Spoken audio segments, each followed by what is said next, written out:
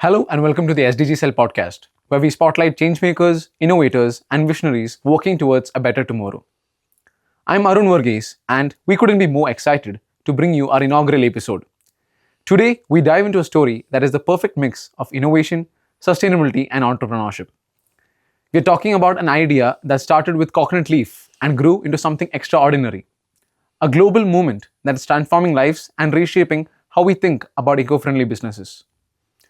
Our guest today, Dr. Saji Varghese, is not just a professor at Christ University, but also a social entrepreneur whose eco-friendly innovation has won laurels worldwide. By turning coconut leaves into marketable products, he has built an enterprise that empowers rural women, fosters sustainable development, and serves as a model for aspiring entrepreneurs everywhere.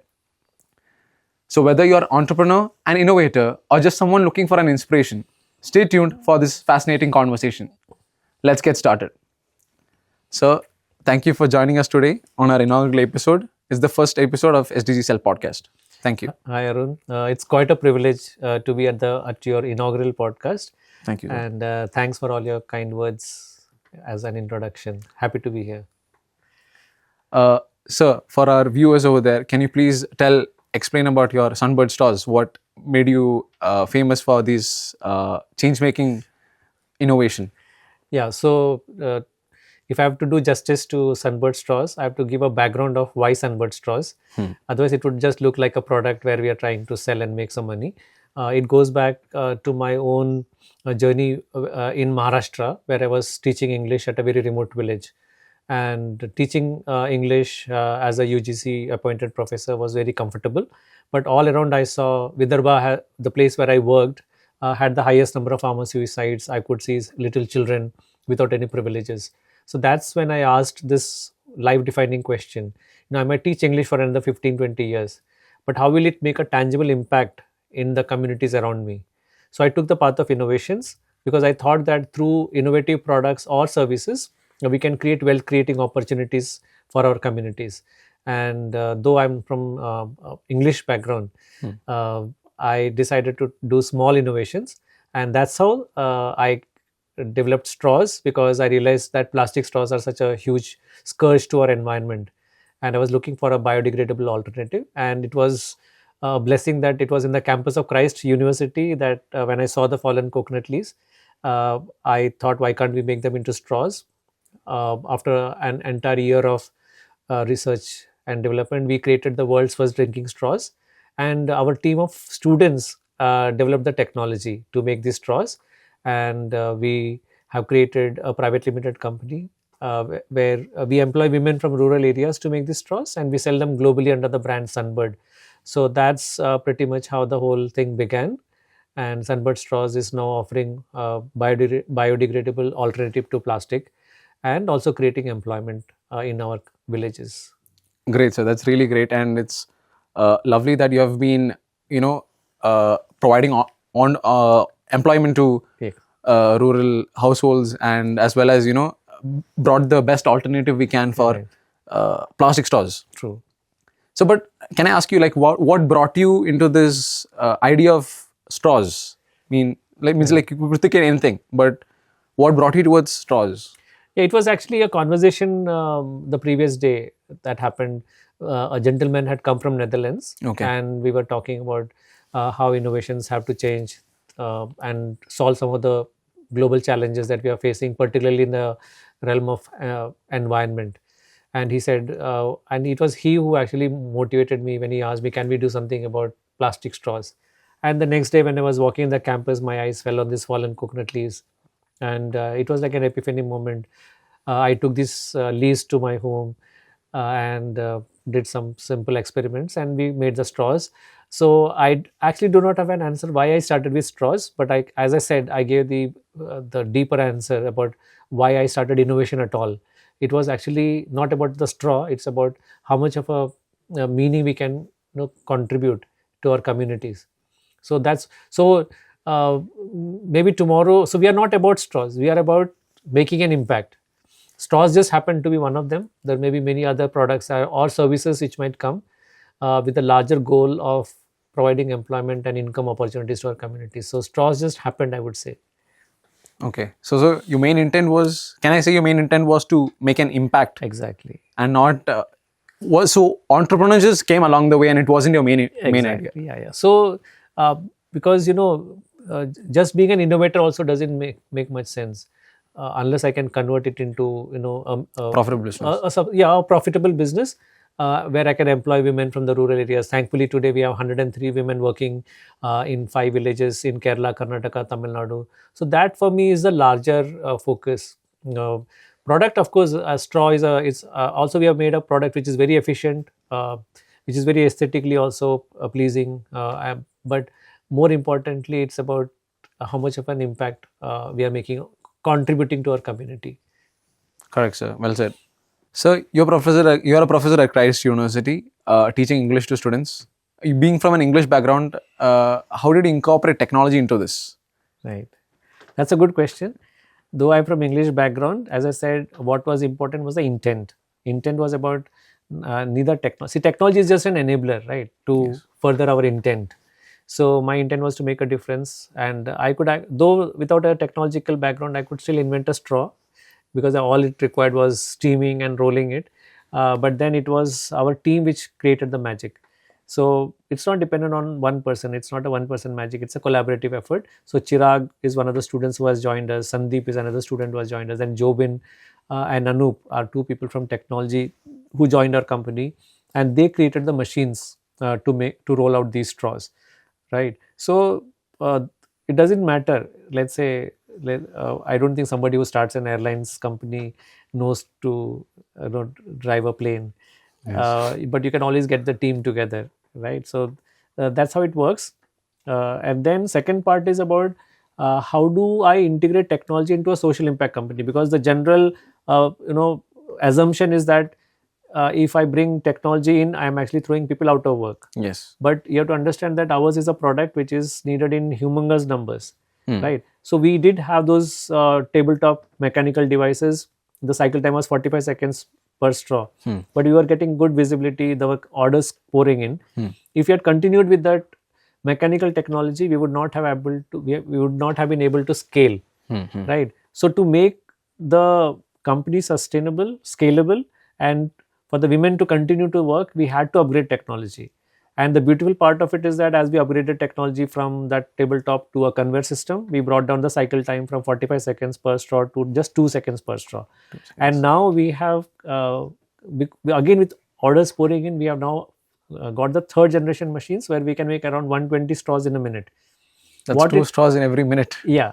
So half a second almost. Yes, half a second per straw. So per straw. What it translates into is that we are able to pitch our product in the market at a more competitive price. Yes. But on the other side, the women start earning more money per day. That's a very beautiful connection of a fine balance between technology upgradation and keeping it a social impact. So that's what we do. So your company has not only revolutionized the product as such, but it has also touched each and every one living around us. And even the technology is all unique. So that's why we got the second patent granted in India. We got the first patent granted. Then last year we got a second patent which involves the technology. And we just day before yesterday we got the good news that we got the US patent as well. I mean, we got the notification of allowance, which means we are all in good state to get a grant. So once we deposit the fees, the patent will be granted in another 4 weeks. Yeah, so this is a good validation that we in India can create some original things. From India to the world. India to the world, yes. Let every person across the world use our Sunbird straws. Exactly. What we have made in India from a village. Yes. It goes from the hand of a rural woman across the globe. Yes. Right. Very excited about that actually. Yeah. So like you said, your company is 100% bootstrapped? Bootstrapped, yeah. So we are bootstrapped till now. But then we always needed money. Okay. We have not broken even yet. It will take another 6 months. But the best part is when you have a beautiful story where we are doing something towards a positive impact on the environment. We are preventing the burning of coconut leaves, which is a common practice. Yes. We are eliminating plastic straws, and we are providing income to women in rural areas. This becomes a very strong story. And we got a lot of support, funding support. So Christ University was the first to fund us. I got the first 10 lakhs from Christ to make my first machines. After that, there has been an entire series of funding that was happening.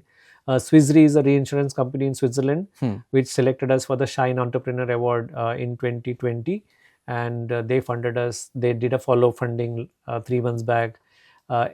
Companies like H&M, Domino's, IKEA Foundation, Okay. Selco in India, Social Alpha is another organization. All of them have funded us almost to the tune of 2 crores. That is what is keeping us going, because we do have a lot of operational expenses. We have to pay the salaries of 103 women, right? Yes. But then with this upgradation of technology, which we'll be deploying in another 3 months, we will be breaking even. Not only breaking even, we'll be making decent amount of profits as well. But as of now, we are bootstrapped. After we have developed this traction, we might go for some investments. Great. So we have talked about funding, but as you are an entrepreneur as well, many students out there who are aspiring entrepreneurs, I think they would have this question of how they'll go about building a business. True. And secondly, should everyone be starting a business on their own, and is business for everyone? What brought you into this business? I mean, like, I think early life you didn't plan on starting a business on your own. It's like my life of entrepreneurship started at 45. So. Yes, so it's never too late. Yeah, it's never too late. Yeah, yes. Yeah, we have several examples. I'm just one of them. So, yeah. So the point is, in a country like India, I believe very strongly there is a huge potential for entrepreneurs to come in. So because sorry to break you in, but we are brought up in the lifestyle of, you complete your 12th undergraduate and then you go ahead with a postgraduate and then seek a job. Yes. We are job seekers. Yes. We are not trained to become job creators. Right. We're not brought up in an environment of taking risk. True. And nobody's wanting to take risk here. Yes, exactly. Yeah, I mean, quite justified to some extent, because your parents are always concerned that you should be financially secure, right? Yes. But this entire dread, I say our education system is actually, pushed forward in the psyche of fear. That's the sad part of our education system. Why should you study? Because you should get a job and be financially secure. So it is fear that is driving us, and that is killing all scope for any creativity or any risk taking. But then people don't realize that if you can have an appetite for risk, not a blind, reckless risk, but a very calculated risk, maybe the journey is slightly longer than compared to getting a job and starting to get a salary right away. This journey may be slightly longer, maybe 7 or 8 years longer. Any decent enterprise will take 7 to 10 or 11 years, but after that it's like a hockey stick curve, and then there is an entire vertical journey. But it is during the curve that you have to have that patience, tenacity, self-belief, right? So that is exactly what our students are lacking, for sure, majority of our students, and that's why we go for jobs.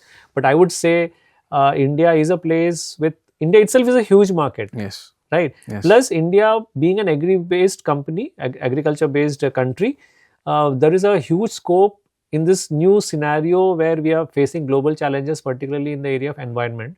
We do have opportunity to provide great products and services to the market, to the world. Yes. And India in itself is a huge market. So, if I would dare say, to answer your question, should every child in India be an entrepreneur, I would dare say yes, provided you have the courage to play the long game. But is entrepreneurship for everyone? I would say no. I would say no, primarily because if you are too obsessed about your financial security always. Yes. Problem with such a personality would be that, when you take up this journey of entrepreneurship, there are going to be hurdles and obstacles. Yes. You will give up on the first instance of a hurdle. So I would say your qualification to be an entrepreneur is, how much of an appetite for risk taking you have. That should qualify you whether you should become an entrepreneur or not. You want to play the safe game, you should never be an entrepreneur. I always tell even my students, 1 or 2 who come and join my startup, I always say, don't start entrepreneurship with an employee mindset. That's a very dangerous employee mindset. You should not enter entrepreneurship with an employee mindset. You should have a mindset of an employer. Yes. But employee, because you might say, okay, I'll work for try for 6 months. If it doesn't work, I'll go back. Yes. So you are definitely going to go back. Yes. Right? Because you are going to find obstacles. So my advice to youngsters would be, do try, because at those early stages you have nothing to risk too much. I started after 45, 46 when I had home loan. Of course, it was a bit reckless to some extent. Yes. But now in retrospect, I would say it was a decision. But during this entire journey of 10 years, it was horrible for my family, difficult, very difficult in fact. So you are at the right time to take risks. And particularly, as I said, the funding ecosystem is perfect. The startup ecosystem is too good. There is no reason why you shouldn't give it a try. Higher the risk, higher the returns. Obviously, it's definitely proportional. Yes, and the longer you have the tenacity to play the game. Yes. So, can you tell more about your orders worldwide and your recognition that you have received worldwide? Yeah. And we would like to know more about that and how the demand for your company Sunbird straws has grown exponentially over the time. Correct. So, as you know, we make the straws from fallen coconut leaves, which is an agri waste, which otherwise would have been burnt, producing CO2 emissions. Yes. Second is, it is replacing plastic straws. And the most important personally for me is about the employment it can create in the villages. Yes. So this is a story which has made our straws very strong. Okay. So we say we don't sell straws, we sell stories, stories of smiles. Yes. Right. So this has caught on so we are very careful about what is our story, what is our narrative, more than a functional aspects of a product. And this has given us good traction. So globally, a few stories have been featured about our Sunbird straws.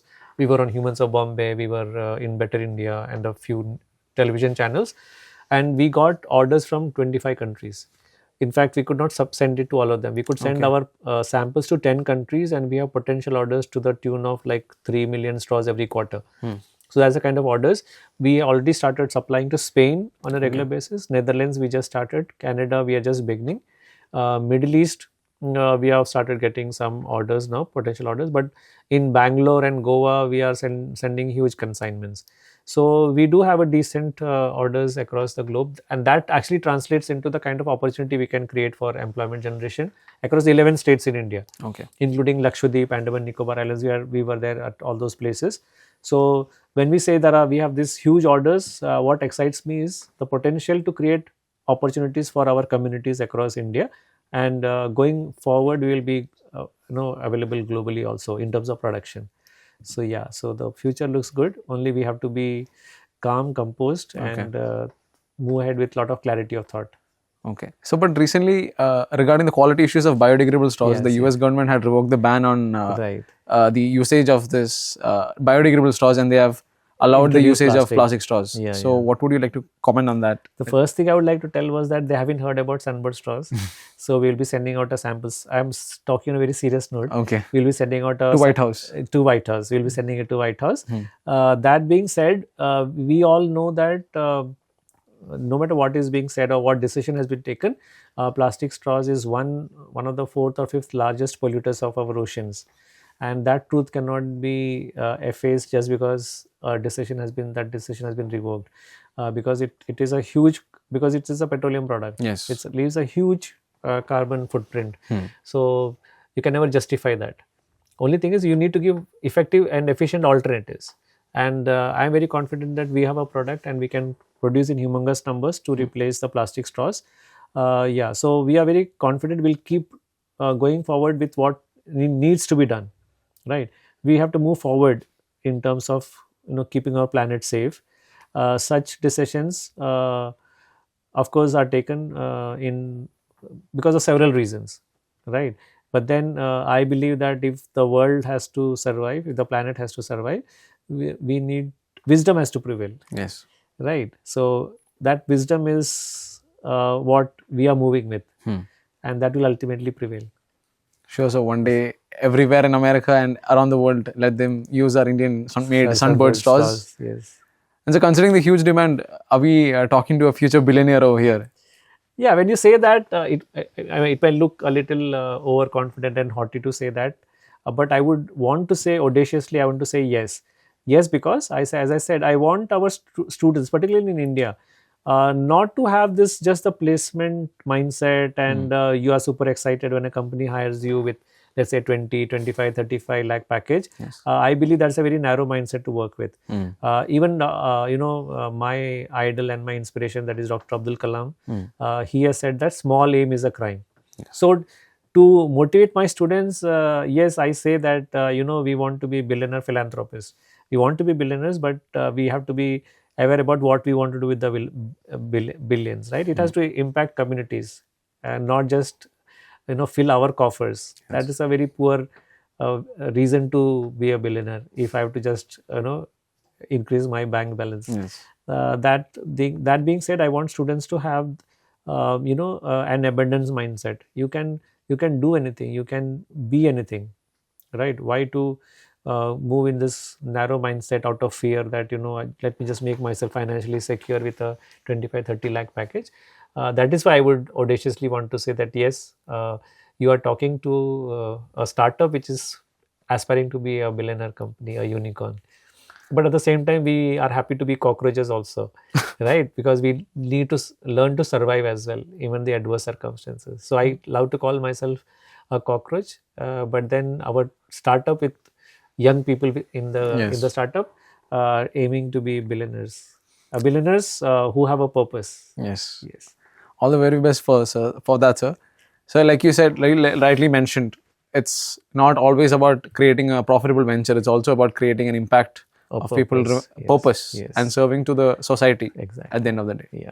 So, your company is a social impact startup. So, can you share some of the stories that has created a change? Oh yes, definitely, and that gives me the greatest joy. One is that so we have 103 women working with us. Yes. There are quite a few youngsters who are now supporting us by helping us with the supply chain of raw material, who otherwise would have gone to Middle East and all to earn some living, but today they can be in the village, be with their parents and earn decent incomes. There is one Emmanuel in Kanyakumari who had almost planned to go to Dubai because he was not getting any decent incomes. But now he works with us, gets a decent income. Other than that, let's say in Tuticorin, we have a lady, her name is Muthu Lakshmi. She is hard of speech and hearing. She cannot speak, she cannot hear anything. And she never had an opportunity to earn any money. So she was totally dependent on her husband. And then when our production center was set up in Tuticorin, she was one of the women to be employed. And in fact, she's so dexterous and efficient with the straw making that she's the fastest in the entire group. Okay. And for the past 3 years now, she is earning and supporting the family, which would never have happened had we not made this intervention. Correct. In Bannur near Mysore, where we have production center, there is this lady, I'm forgetting her name. Because we were paying them regularly for the past 3 years, she could apply for a home loan together with her husband's income. And we were so excited when we were invited to the housewarming ceremony of her house. So we went to Bannur. It's a 2-story concrete house which she made. It's an aspiration, right? So from living in a small hut to having a 2-story house. Yes. And the best part was her daughter Varshita. I remember the daughter's name. Okay. Varshita was in 12th standard. So when we went for this housewarming ceremony, she took me to the first floor. Okay. And she says, "Sir, this is my study room." So please understand, this is all very, very big aspiration. Someone in a village with hardly any income, this girl having a study room for herself. So what we impact, that's exactly what I said. It's not about a straw. Suddenly you're touching somebody's life, and then the second generation, that is their children, have a better living with better facilities of life. So that is exactly what gives us the biggest satisfaction and happiness. Rightly said, sir. Because whatever we create, I believe, should create an impact of people living around us, and should contribute to our society. True. Yeah. So it's lovely speaking to you. I had a great time. It's a very insightful session, and I hope each and every one of our viewers found it insightful as well. And thank you. Thank you very much, Arun, for having me here and for giving me the opportunity to share our story, particularly among our own student community. Yes. Hope we can all connect together and create an entire movement of people against poverty and people against pollution. Sure, sir. Thank you. Thank you very much.